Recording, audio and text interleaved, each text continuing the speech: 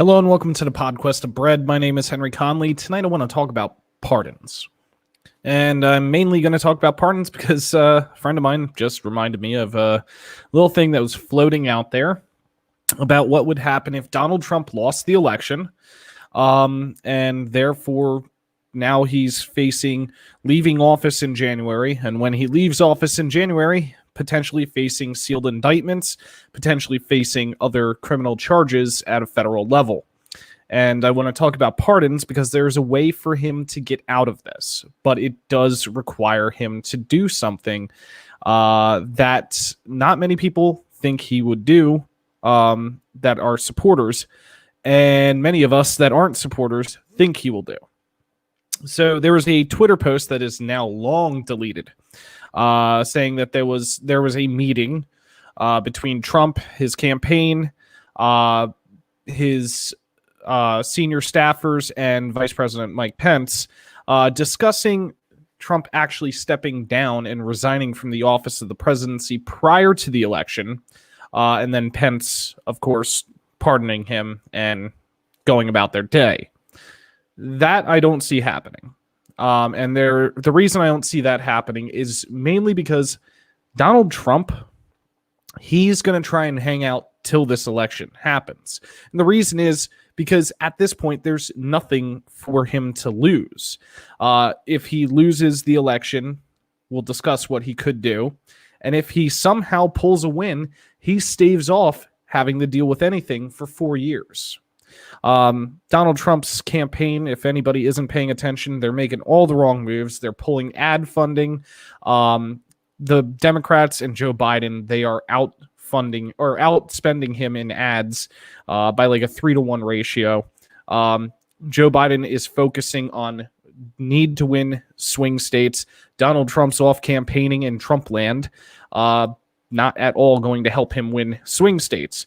So right now, I have a feeling Donald Trump, his campaign, they're all looking at what happens next. Now, for anybody in his campaign who may have committed a crime, guess what? You're pretty much screwed. Donald Trump doesn't care about you. You mean nothing to him. You're a pawn for him. You're a way for him to get to the next step, the next place. He does this with everybody who's contracted to build his different buildings and real estate projects. But Mike Pence is a key tool in Donald Trump's potential future needs. If he loses the 2020 election, and I say if, that I mean that's a very small if. There's almost no likelihood of him winning.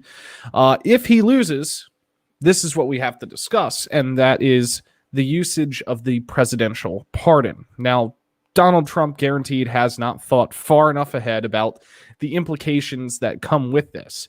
But, again, he's not super intelligent. If he loses the 2020 election, there is this possibility that he would resign from the office of the presidency sometime before January 20th. Could be the day before, could be the day after the election, could be randomly spur of the moment in the middle of the night. And what a lot of political analysts, a lot of people that, like myself, have no life and spend our entire days sitting around reading political opinions and things having to do with this insane presidency, we think that he will resign. But he will resign after he has discussed with Vice President Mike Pence that when Pence assumes the office of the presidency, he pardons Donald Trump. That's great. That's all well and good. Takes care of him on a federal level. Takes care of all the federal pending charges, anything that is out there ready to go against him right now. But Donald Trump, not being much of a critical thinker and not someone who generally would think ahead, most definitely doesn't realize that this pardon is not going to help him in New York State. New York State, the charges that are pending and the investigations that are pending could still put him away for the rest of his life. He could still face insane amounts of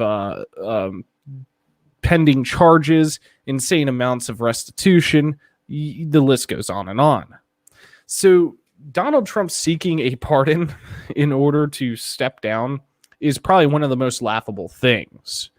Instead of seeking a pardon to step down, and instead of losing the election, his campaign from the start could have done smart moves, made smart moves, started going out to the swing states way ahead of Joe Biden, way ahead of the Democrats even having a pick, and he could have secured the swing states by listening to them, by hearing what their complaints with him are, and adapting. But see, this is Donald Trump, who thinks he's doing everything perfectly right because he goes out to the Midwest, to a staunch red state, and in that red state, he gets all the praise and the love, not realizing that that sentiment is not the same across the entirety of the United States. I talked about the Villages, which is a traditionally red, traditionally Republican area in Florida that is swinging blue. Most of the political maps show Pennsylvania swinging blue. They're showing Ohio following suit. They are showing some interesting trends. Arizona is trending blue. This is because of Donald Trump's very real failed policies. But seeking a pardon goes back to something else. And this is the big thing. Donald Trump should have recognized that the things that he's done were illegal. The things he's done could get him indicted. And the things that he's done were highlighted because he decided to declare himself for the office of the presidency.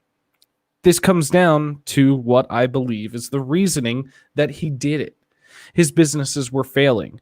He knew what he was doing. He ran for president because it was a boost to his value, or to his name's value. Because that's what we know. Donald Trump makes more money off of selling and licensing his name than he does his real estate products. So if he wanted to avoid all of this, he could have simply not ran for president. If he really wanted to avoid it, instead of screwing around for the last 4 years, he could have actually done something to help the American people. But again, Donald Trump cares about one person and one person only. That's himself. And now that he got himself into this mess, the only person he cares about getting out of this mess is himself. So I would say there's probably a 60% chance that Donald Trump steps down, resigns from the office of the presidency. There's probably a 60% chance that he's going to do that and ask for a pardon in return. Then we'll have to deal with Mike Pence for however long we have Mike Pence as the president. Not a really nice trade-off, but maybe some stability could be interesting. As I said, November 3rd is just one day. November 4th through January 20th is going to be the most interesting time in recent history and will be definitely written about and talked about for years to come. This entire presidency is going to be talked about and studied and researched for years to come. It is honestly the most interesting election this country's ever had. Anyway, stay beautiful, humans.